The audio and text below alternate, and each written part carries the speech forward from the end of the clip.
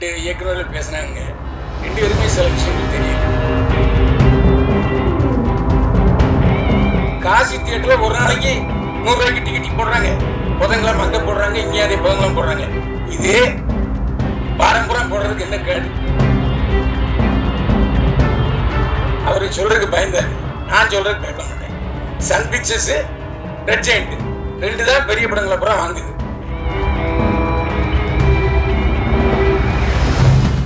ஒரு 3 நாள்ல தீர்வு வருதா இல்லையான்னு பாருங்க. அது அந்த கூட்டத்துக்கு துணை முதல்வரையும் கூப்பிடுங்க. இங்கேயும் துணை முதல்வர் இருக்காரு, அங்க தெலுங்கானாலையும் பவன் கல்யாண் இருக்காரு. ஒரே நேரத்தில் 2 பேர் திரையுலகத்துல இருந்து துணை முதல்வர் இருக்காங்க.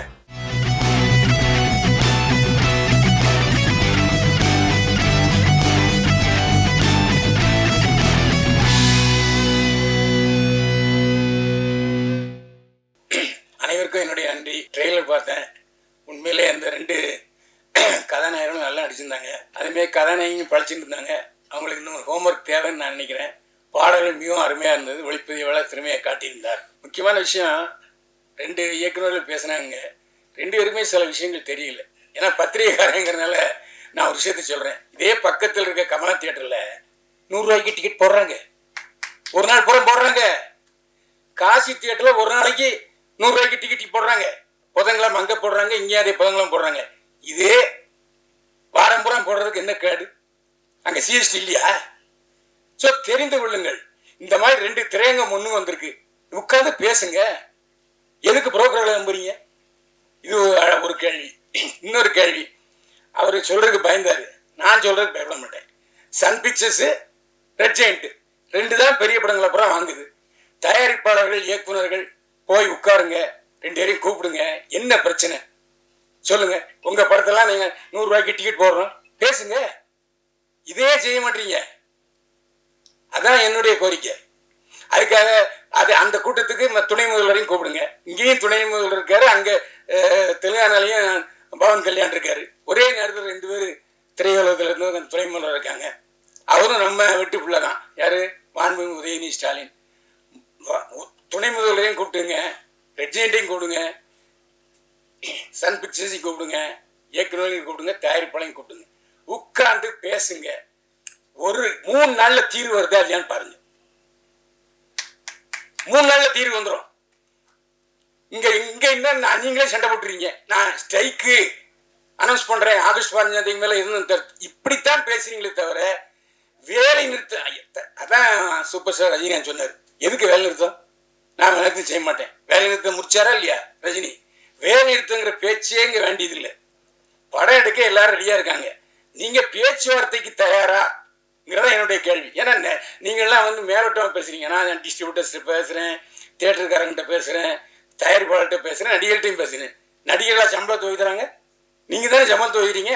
நான் பல நடிகர்கள்ட்ட பேசிட்டேன், நாங்க வைத்தவே இல்லை. நீங்க இப்ப கூட ரசிகன் சொன்னாரு, நான் 35 லட்சம் ரூபா சம்பளம் வாங்கிட்டு இருந்தேன். பிரியா படத்துக்கு தயாரிப்பாளர் கதையோசனை எடுத்த பஞ்சரசன் தான் சொன்னாரு, யோ என்னையா நீ, உனக்கு கவர்னரியாம நீ 35 வாங்கிட்டு இருக்க, 1,10,000 சம்பளையா? அவர் வாங்கிட்டு இருந்தது 35,000 வாங்கிட்டு இருந்திருக்காரு. 1 லட்சம் ரூபா கொடுத்தாரு முதல்ல பிரியா. இது ரஜினிகாந்தே சொல்றாரு. அப்போ நீங்க தான் சம்பளத்தை ஏத்துறீங்க. போட்டி போட்டு 4 பேர் போறீங்க, ஏத்துறாங்க. டிமாண்ட் இருக்கும்போது விற்கதானே செய்வாங்க. அதுக்கே நடிகர்களை குறை சொல்றீங்க. இந்த 2 பேர் சிம்புவும் தனுஷும் பேச்சு வார்த்தைக்கு படம் தயாரிக்கிறாங்களா இல்லையா? எந்த பிரச்சனையும் பேச்சுவார்த்தையெல்லாம் தீர்க்க முடியுமா தவிர இதுல நான் ஸ்ட்ரைக் பண்ண போறேன், அது பண்ண போறேன்னு சொன்னா சொல்லாதீங்க. இன்னொன்னு, யூடியூபர்கள் எந்த காலத்திலையும் என்ன பொறுத்த வரைக்கும் நான் உண்மையை தான் பேசுவேன். நல்லா இருக்கேன், நல்லா இருக்கு, நல்லா நல்லா தியேட்டருக்கு போகாதேன்னு சொல்லியிருக்கேன். எந்த யூடியூபர் சமாளிச்சு விமர்சனம் பண்றாங்க? எப்ப இந்த யூடியூபர் சமாளிச்சு நல்ல படம், நல்லா இல்லாத படத்துக்கு யாருக்காவது நல்லா இருக்குன்னு சொல்லியிருக்கீங்களா? அந்த குற்றச்சாட்டை வாபஸ் வாங்கிங்க. நீங்க நடிச்ச படமே வெளிவரல, அதுவும் எங்களுக்கு தெரியும். ஆனா இப்பதான் நான் மோங்காட்டேன்னு சொல்றீங்க. நாங்களாம் இருக்கோம்யா. நீங்க கதாநாயகன் நடிச்ச படம் வந்துச்சா? யார்கிட்ட கதை விடுறீங்க? இதெல்லாம் ஏன்ட்ட வேண்டாம். என்ன பண்ண, நான் இன்னைக்கு எனக்கு 73 வயசாச்சு. 52 வயசை இதுலயே தான் கழிச்சிருக்கேன். இதுல வேற ஜெயலலிதாவோட பயணிச்சிருக்கேன், எம்ஜிஆரோட பயணிச்சிருக்கேன். இப்ப நீங்க வந்து உங்களுக்கும் அரசுக்கும் ஒரு ஒரு கேப் ஆகி போச்சு. அந்த இடைவெளியை நிரப்புங்க. நீங்க ஏன் போய் பேச மாட்டீங்க? நீங்க கூப்பிட்டா வர மாட்டாங்களா? நாளைக்கே தயாரிப்பாளர் சங்கம், இயக்குனர் சங்கம், விநியோக சங்கம், லொட்டு லூசுக்கு எல்லாம் போய் நீங்க கூப்பிடுங்க. உதயநிதி மாண்பு உதயநிதி ஸ்டாலின் வரமாட்டேன்னு சொல்லுவாரா? இதானே ஒரு பிறந்த வீடு. அவருக்கு இன்னைக்கு துணை முதல்வர் பதவி கிடைச்சிட்டுனாலே அவர் நடிகருங்கிறனால தான். இல்ல நான் யாராச்சும் சொல்லுங்க பார்ப்போம். எல்லா அவருடைய தேர்தல் 2 தேர்தலையும் அவர் தான் தனியாளா போய் திமுக பிரச்சாரம் பண்ணார். அதனாலதான் அவருக்கு இந்த பதவி. இன்னைக்கும் உதயநிதி ஸ்டாலின் மக்களுக்கு தெரியுது, துணை முதல்வர் தெரியாது, நடிகரா தான் தெரியும். அந்த அளவுக்கு தாய் வீடு இருக்கு. நீங்க பேசுறது கூச்சப்படுறீங்க.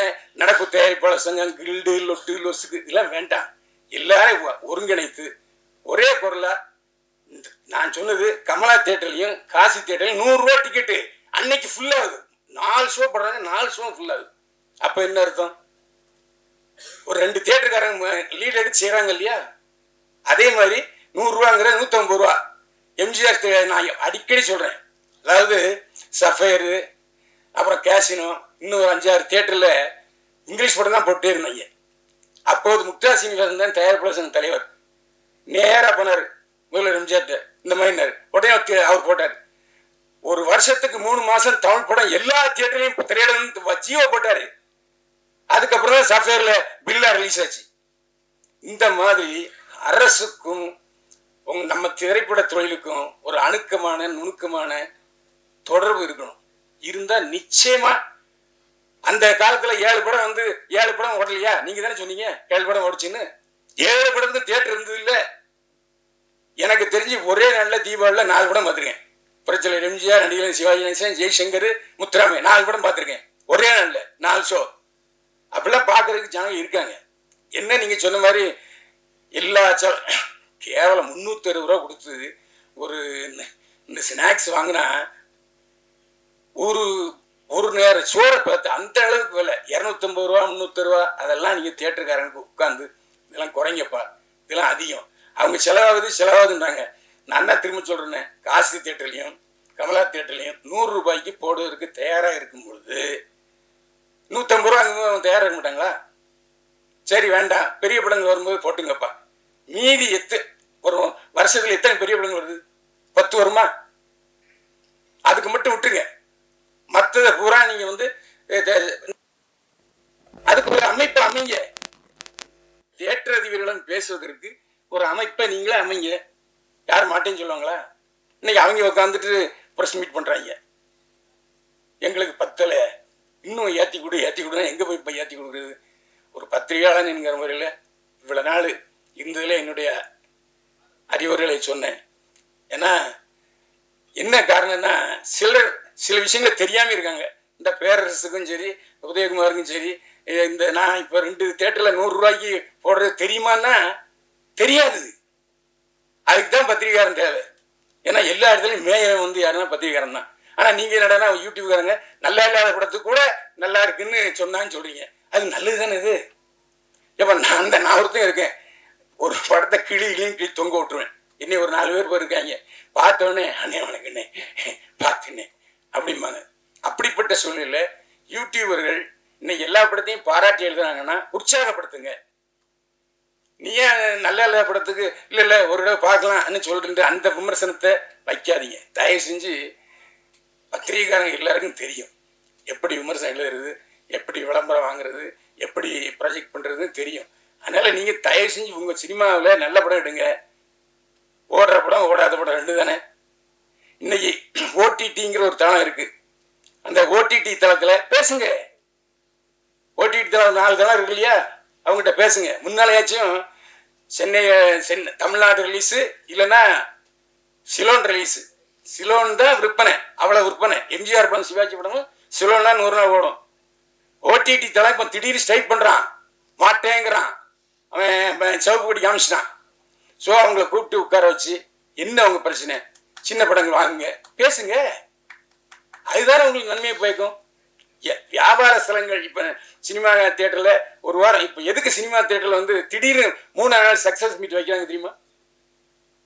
ஓடுற படத்துக்கும் சரி ஓடாத படத்துக்கும் சரி 3 நாள் சக்சஸ் மீட். என்ன காரணம்னா ஓடிடி பிரச்சனை இருக்கு, ஓடிடியில் அந்த தளத்தில் இந்த சக்ஸஸ் மீட் வச்சா தான் நிறைய பப்ளிசிட்டி ஆகுதுங்கிறனால தான். இதெல்லாம் தயவு செஞ்சு நீங்கள் அதை யோசிச்சு முடிவெடுங்க. நன்றி, வணக்கம்.